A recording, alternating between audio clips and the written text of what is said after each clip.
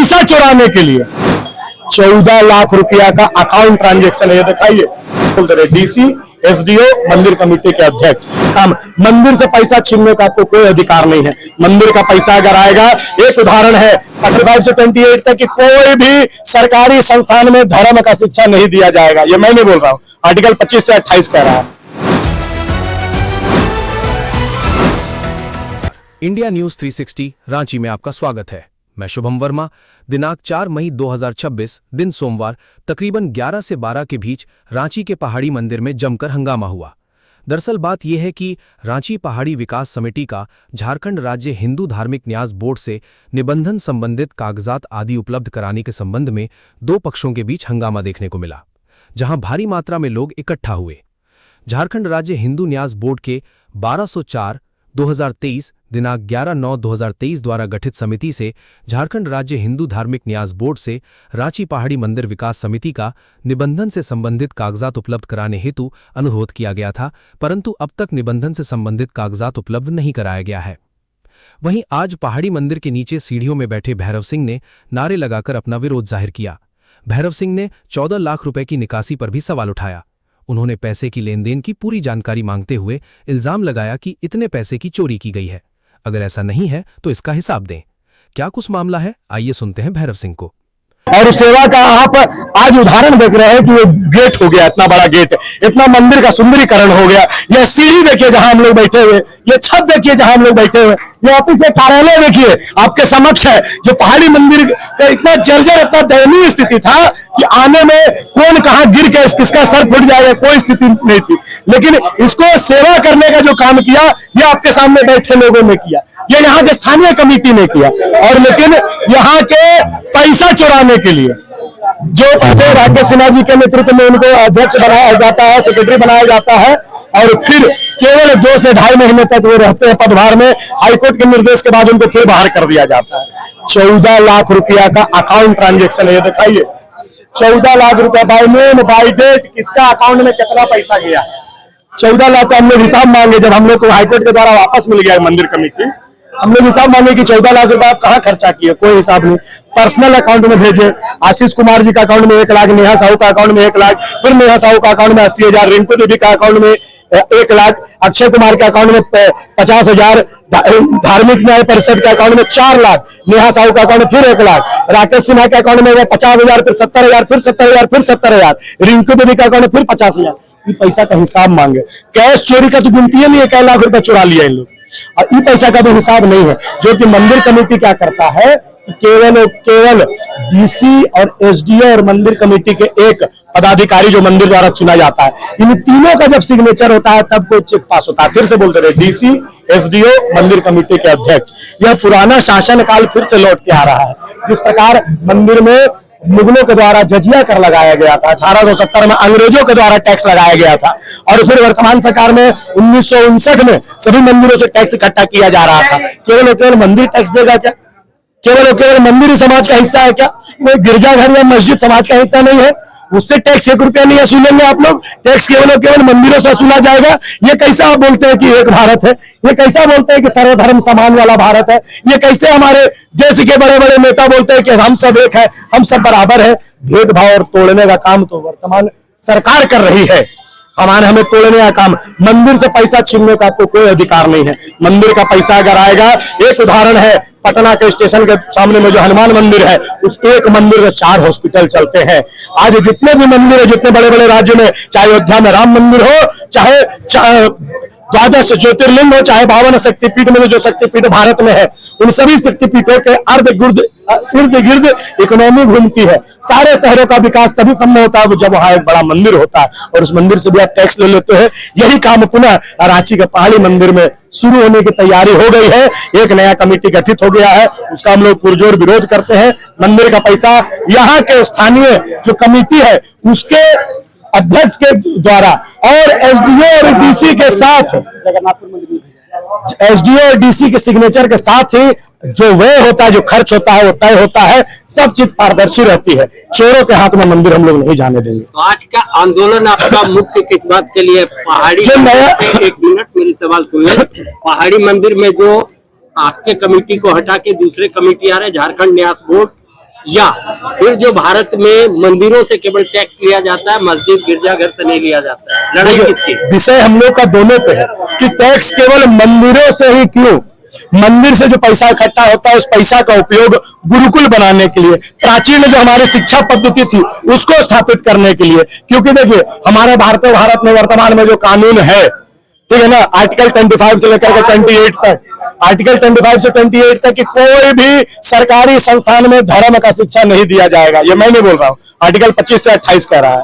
तो लेकिन हम लोग अपना स्कूल बना सकते हैं ना, अपना धर्म से संबंधित हम लोग कॉलेज बना सकते हैं ना, उस पर खर्च होना चाहिए मंदिरों का पैसा, मंदिर के विकास पे खर्च होना चाहिए, टूरिज्म को बढ़ावा देने के लिए खर्च होना चाहिए, संस्कृति और संस्कार का उत्थान करने के लिए खर्च होना चाहिए, भक्तों की सेवा के लिए खर्च होना चाहिए, दीनहीन लोगों की सेवा सुरक्षा के लिए खर्च होना चाहिए। लेकिन खर्च क्या चीज में होता है, यह भी एक विषय है।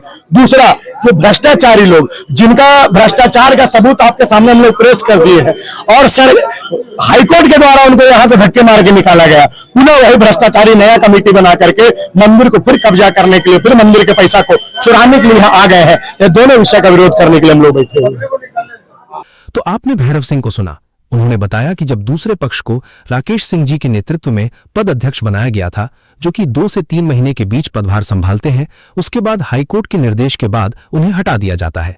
इसके बाद जब फिर से दोबारा हाईकोर्ट ने मंदिर कमेटी को पदभार दिया, तब पैसों की हुई लेन देन पर सवाल उठाए गए, जिसका जवाब मांगते दिखे भैरव सिंह और मंदिर कमेटी के लोग।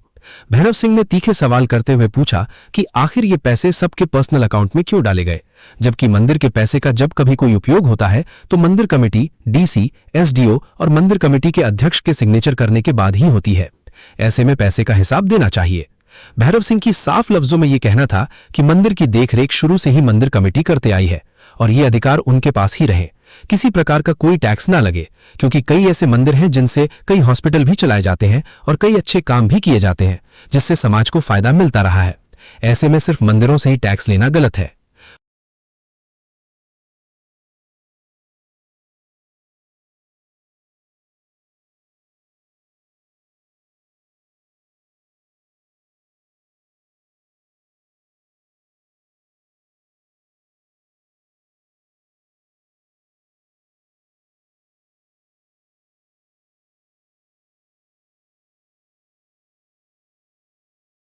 एक बात मैं भी आप लोगों को दिखा दूं जी जो इल्जाम लगे हैं जी उसका प्रमाण यह है जी कि सदर अनुमंडल पदाधिकारी जी सचिव पहाड़ी मंदिर विकास समिति जी के कार्यालय से एक पत्र जारी हुआ 26/12/2024 को। जी उस पत्र में यह कहा गया कि श्री राजेश गरोदिया सदस्य प्रबंध समिति। तो पहला प्रश्न यह है कि इनको सदस्य प्रबंध समिति बनाया किसने है? द्वारा आवेदन समर्पित कर अनुरोध किया गया कि रांची पहाड़ी मंदिर परिसर में वर्तमान में निर्माण कार्य के दौरान निकलने वाले एवं पूर्व से परिसर में रखे अनयूज सामग्री यथा लोहा एवं प्लास्टिक आदि को बिक्री कर समिति के समक्ष राशि जमा कराई जाए जी उच्च दर पे। तो ये ऑलरेडी एसडीओ का चिट्ठी है और इसके तहत 3 सदस्यीय कमेटी का गठन हुआ। उस कमेटी में सुनील माथुर, सुशील लाल और हेमेंद्र सिंह। नहीं जैसे मैं सब बता रहा हूँ, आपने प्रश्न किया, मैं उसका डिटेल जवाब दे रहा हूँ क्योंकि आरोप है जी तो डिटेल जवाब आप जान लीजिए। तो इस कमेटी का पहला कर्तव्य यह बनता था कि इसको अखबारों में इसका विज्ञापन निकलता।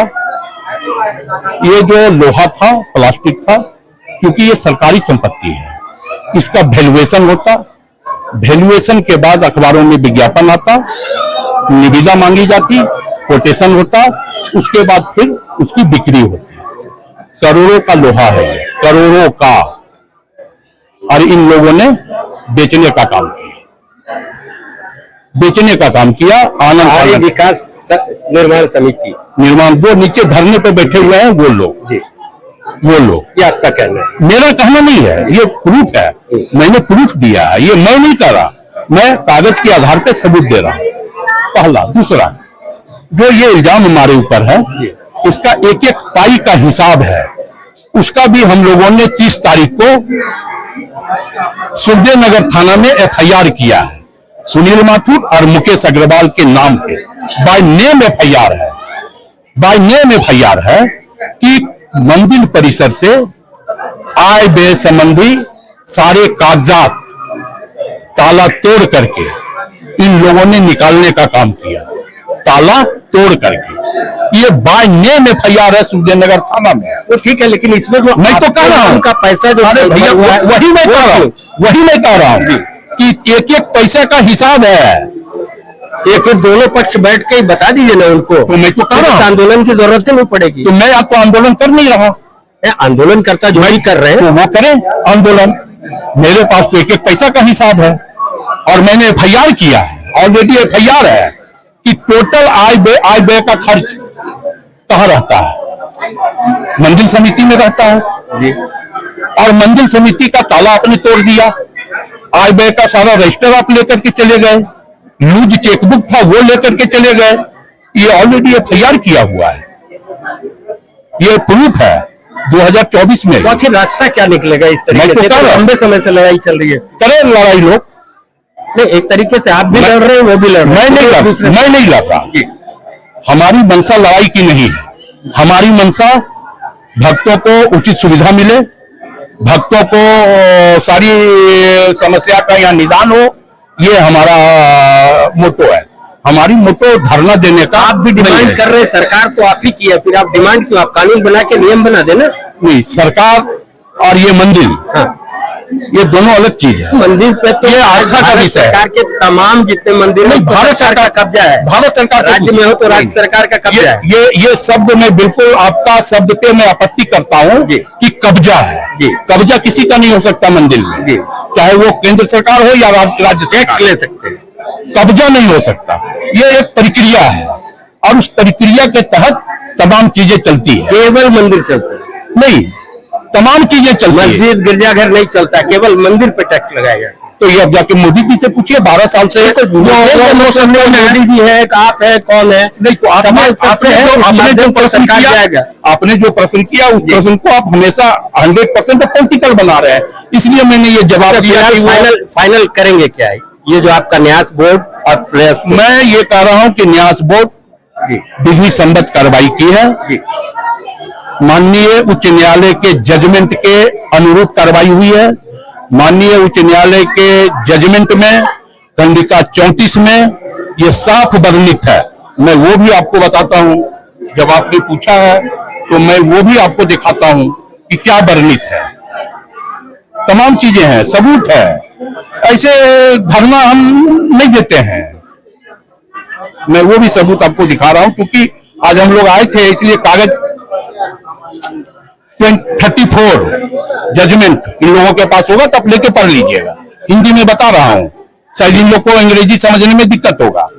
प्रतिवादी संख्या 2 माने झारखंड राज्य धार्मिक न्यास बोर्ड, प्रतिवादी संख्या 2 के लिए यह खुला है कि वो नए सिरे से कार्रवाई करें और पिछली समिति को पूरा अवसर देने के बाद अपने कानून के अनुसार आगे बढ़े। ये माननीय उच्च न्यायालय ने अपने जजमेंट के पैराग्राफ 34 में ये साफ वर्णित किया है। और हम लोगों ने 18 महीना पुरानी कमेटी को वक्त दिया। वक्त देने के बाद झारखंड राज्य धार्मिक न्यास बोर्ड ने अपने बोर्ड की 11वीं बैठक में यह निर्णय लिया और निर्णय के उपरांत कमेटी का गठन हुआ।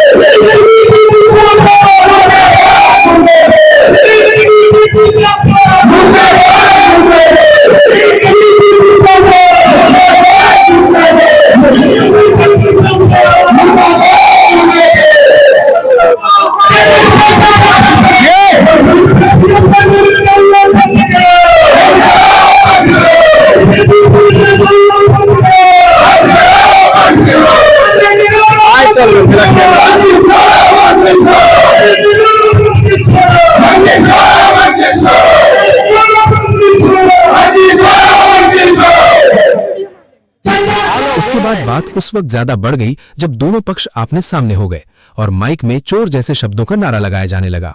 दोनों पक्षों की भिड़ंत को देखते हुए भैरव सिंह ने इसका कड़ा विरोध किया। भैरव सिंह ने दोनों पक्षों को समझाते हुए कहा कि हमारी लड़ाई वैचारिक हो सकती है, उससे ज्यादा और कुछ नहीं। उससे पहले हम सब भाई की तरह थे और रहेंगे, और मंदिर परिसर में किसी के साथ किसी प्रकार की हिंसा वो बर्दाश्त नहीं करेंगे। उन्होंने कहा, हमने अपनी बात रखी, आंदोलन किया है, दूसरे पक्ष ने भी अपनी बात रखी है, इससे ज्यादा और कुछ नहीं होनी चाहिए। किसी भी परिस्थिति में हिंसा जैसी घटना को अंजाम देना सही नहीं होगा। दोनों पक्षों को भाईचारे में रहने की विनती की।